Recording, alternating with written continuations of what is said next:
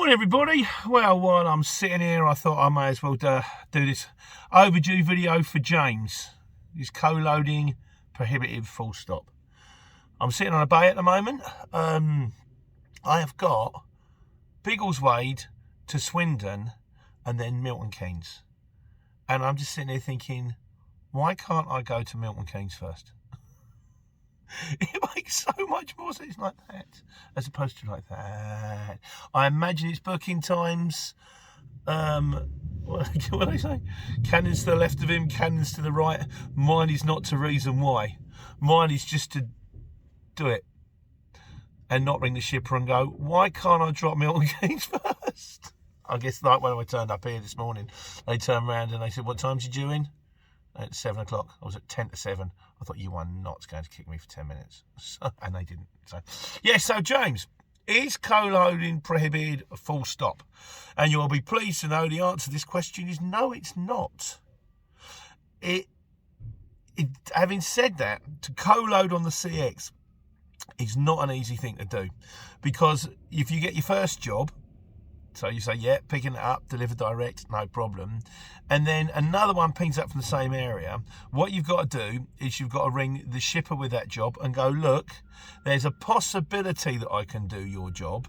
Can you please hang on to it for just like 2 minutes while I ring the first shipper and go, is it all right if I do this job alongside the second shipper because they're both going around about the same place? And then you've got to ring the first shipper, the one that you've got the job booked with, and go, is it all right if I do the second job? And if they say yes, then you can go back to the guy that you're going to co-load with and go, it's all right, they've said yes, it's fine. I can guarantee you 99 times out of 100, or at least 1 in 10, 90 out of 10, they're going to say no. You're being paid as a dedicated delivery driver. It's a bit like if you booked a taxi, you're going out for dinner with the missus, and you book a taxi, and you jump in a taxi, and on the way at the restaurant, the guy says, I'm just going to swing around the corner and pick up this other bloke and take him down the pub. Like, no, you ain't. I want to go, I want to be picked up, I want to be taken straight there, I want to be dropped off. They're paying for the bespoke service. If they wanted to put it on pallet force, they could just stick it on with a load of other gear, and it could get trucked there and come off with another load of other gear. They're paying because that way they can insure the load, they know it goes straight there, they can track the load. There are many reasons why we do what we do. Having said that, if you've got your own customers, and this is the way to do it, I think I'm being loaded. If you've got your own end user customers, then you're laughing. So say, for example, you've got one of your customers says, I need you to pick up something in Milton Keynes and drop it down to Brighton. And it's got to be that you can pick it up this morning, it's got to be down there by the end of the day. Then all the way down from Milton Keynes to Brighton, you can look. And if something pings up, say, Watford, going to, I don't know, Hove, no, that'd be a bit too close, wouldn't it? In Lewis, you go, I can do that. You say to them, say, look, I've got a load on board, and tell them what it is, because otherwise, if you turn up and it doesn't fit, they're going to get the needle with you. But you can say, I've got a load on board, but it doesn't affect you, because I've already picked it up. I'm going to go straight to my location, straight to your location, pick it up, deliver it direct to the customer, drop it off, and then go and finish my load. Which begs the question, why do you need to tell them at all?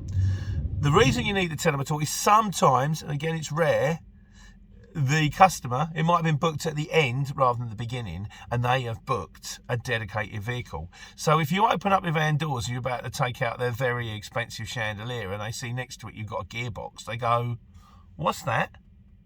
That's not supposed to be there. And then you can come unstuck.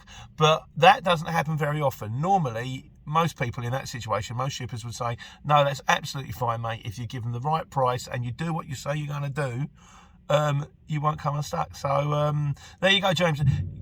Co-loading on the exchange is not prohibited, full stop. But everybody has got to be kept aware of what is going on at all stages. If it's your customer, it's your problem. If you co-load and they find out and they get the needle and you lose them, you've lost your own customer, so more for you. But on the whole, is co-loading prohibited? No. Is it a very good way to make money? Yes, particularly if in a small van. If you've got your own customers and you can pick up CX jobs by the side of them, it's a very good way to make money. But it's not the easiest. I hope that answers the questions. I'm sure there'll be comments about it, which will come up on Sunday. In the meantime, take care, take money.